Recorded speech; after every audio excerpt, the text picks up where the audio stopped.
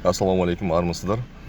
Бізде кезекте бейне жазба керекті мәліметтер жөнінде. Біз алдыңғы бөлімде көлікті от алдыру жөнінде жазғанбыз. Енді бұл жолы көліктегі, орысша айтқанда щиток прибор панельдің, көрсеткіш панельдердің қызметтері, бұны нені білдіреді, жаңадан көлікті жүргізуді үйреніп жатқан кісілерге бір ақпарат болсын деп жазып жатырмыз. Біз щиток прибор панельдің оң жағынан бастайық. Мына жерде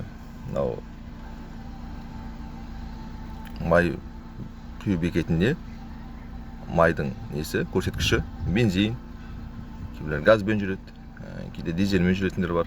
Осы жерде мына F деген максималдық белгі, E деген майдың таусылғанын білдіреді. Мынау шкала. Қазір біздің майымыз жоғары, полный бак.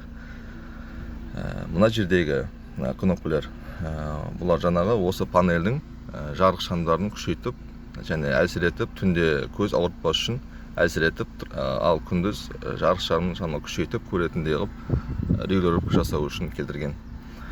Ал мына жердегі үлкен сандар 20, 40, 60, 80, 100 дегендер, бұл машина жылдамдықты көбейткен сайын бұл көтеріліп түсіп отыратын болады.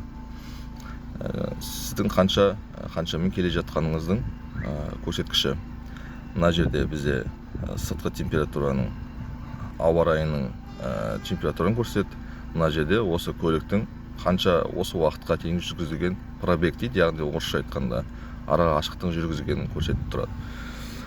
Так, мына жерде P деген знак, P деген знак, R, N, T дегендер. P деген парковка, R артқа жүретін, N нейтралка, D алға қарай жүреді. Мынау 4, 3, 2, L дегендер, бұлар жаңағы батпақты күндері жоғарыға шығатын таулы мекендерде қосылатын қосымша осы коробка автоматта жүргізілетін. Міне мен қазір мына жерде өзгертіп тұрам. R-ге салынды, N-ға салынды, D-ға салынды. D алға, N нейтралка орында тұруды, R артқа, P парковка. Дәл солай. Енді бізде келесі көрсеткіш, бұл оборот машинаның, яғни мотор күшіне күш салынған кезде 1000 оборот, әрқайсысы 1000-ға көбейтіледі.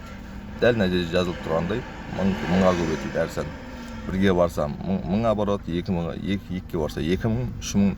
Бұл моторның күшейгеніне жаңа күш салған кезде өзгеріп отыратын болады. Мына жерде біздегі көрсеткіш бұл біздің суымыздың, яғни кейбіреулер антифриз, тасолмен жүреді. Сол судың температураның көрсеткіші.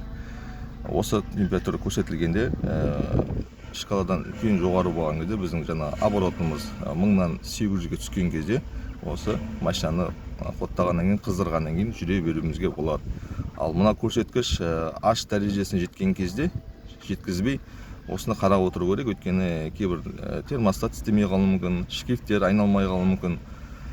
Ремень өзіп кеткен кезде осы температура көтеріліп кетіп жатса, біз машинаны тоқтатуға шешім қабылдаймыз. Себебі бізде мотор құриды, басқасы құриды, бір-біріне цепочка болып құри беруі мүмкін.